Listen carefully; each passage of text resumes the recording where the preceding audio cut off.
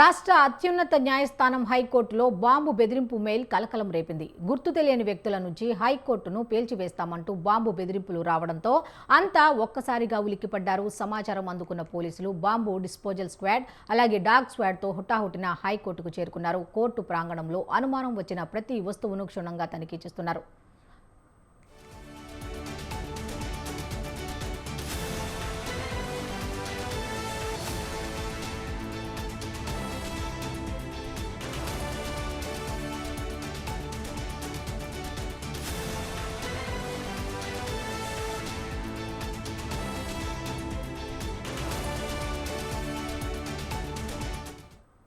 అదేవిధంగా ముందు జాగ్రత్త చర్యగా కోర్టు సిబ్బందిని, న్యాయవాదులను భద్రతా సిబ్బంది అప్రమత్తం చేశారు.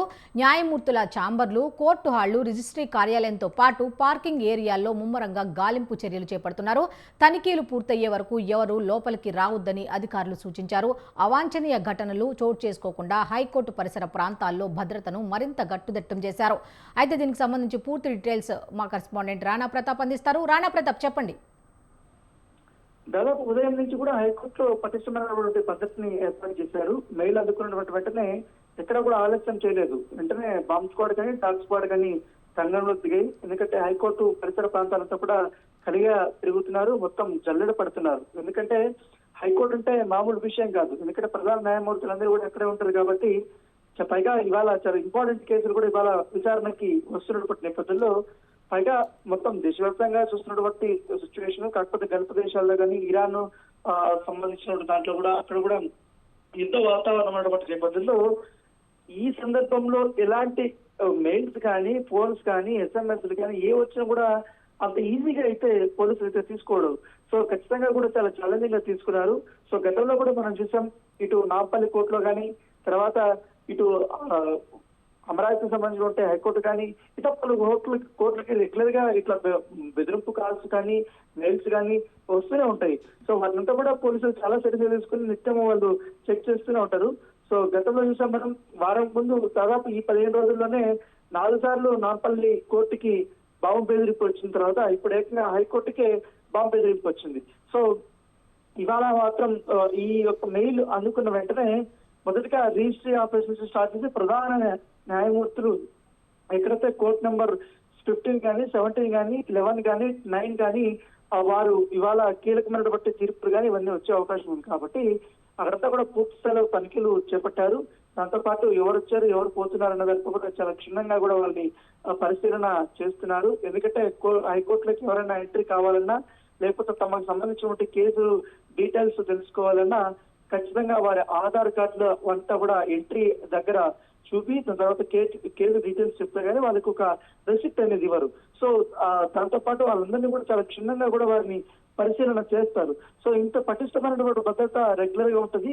సో అక్కడ లోపలికి వచ్చి బాంబు పెట్టేంత అవకాశం అయితే ఉండే అవకాశం ఉండదు. ఎందుకంటే అంత రేంజ్ లో ఎక్కడ చూసినా కూడా మెటల్ డిటెక్టర్స్ ఉంటాయి. సో ఖచ్చితంగా ఏదైనా పేర్లు పదార్థాలు కానీ, లేకపోతే అనుమానితమైనటువంటి పదార్థాలు కానీ ఇవన్నీ కూడా తీసుకొని వచ్చినా, ఆయుధాలు తీసుకొచ్చినా కూడా ఇమీడియట్ గా ప్రధాన గేట్ల దగ్గర నుంచి కానీ, లేకపోతే ఎంట్రీ గేట్ దగ్గర నుంచి కూడా ఖచ్చితంగా అక్కడ ఉన్నటువంటి సిబ్బంది వారిని ఆపేస్తారు. పైగా 24 hours నిత్యం హైకోర్టుకి పూర్తి స్థాయిలో పటిష్టమైన నిత్యం నిఘా కూడా ఉంటుంది. సిసి కెమెరాలు కూడా పూర్తి స్థాయిలో పనిచేస్తుంటాయి. అంత కట్టుదిట్టమైనటువంటి భద్రత ఉంటుంది. కాబట్టి ఇప్పుడు ఈ మెయిల్ వచ్చింది. సో దాన్ని అంత ఆషామిషాగా తీసుకోకుండా దాదాపు 2 గంటల నుంచి కూడా అనేక రకాలుగా కూడా మొత్తం హైకోర్టు అంతా కూడా చల్లెడ పడుతున్నటువంటి సిచ్యువేషన్ కనబడుతుంది. మొత్తం ఇప్పటికే న్యాయవాదులు కానీ వాళ్ళందరినీ కూడా ఒక సైడ్ కి అయితే రమ్మన్నారు. ఎవరిని కూడా లోపలికి అనుమతించడం లేదు. సో మరొక అరగంట పాటు కూడా ఈ యొక్క తనిఖీలు అయితే చేసే అవకాశం ఉంటుంది. సో దాంతో పాటు ఈ మెయిల్ ఎక్కడి నుంచి వచ్చింది ఏంటన్నదంతా కూడా ఇప్పటికే అధికారులు ఐపీ అడ్రస్ ని కనుక్కునే దీంట్లో ఉన్నారు. ఖచ్చితంగా ఈ ఆకతాయిల పనే ఉంటుందని కూడా చెప్తున్నారు. సో దాంతో పాటు మొత్తం తనిఖీలు చేసిన తర్వాత ఒక అంచనా వస్తుంది. కాబట్టి పూర్తి స్థాయి సమాచారం అప్పుడే మేము ప్రకటిస్తామనేది కూడా అధికారులు అయితే వారు చెప్తున్నారు.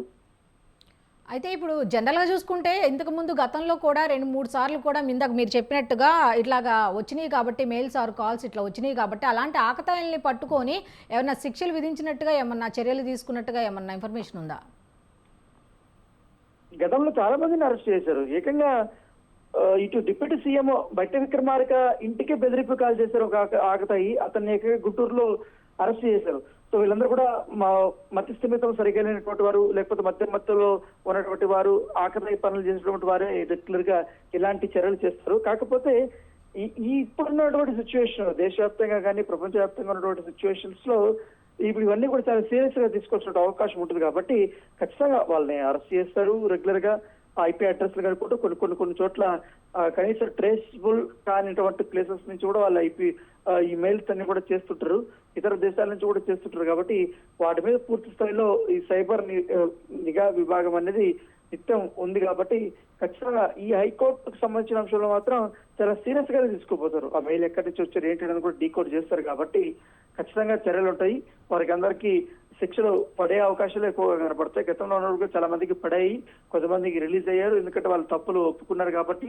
తర్వాత వారిపైన సర్వేలెన్స్ లో కూడా వారిని పెట్టారు. సో ఇప్పుడు హైకోర్టు కాబట్టి ఖచ్చితంగా పెద్ద శిక్షల్ని వారికి పడే అవకాశాలు అయితే కనపడుతుంది. Okay, thank you Rana Pratap.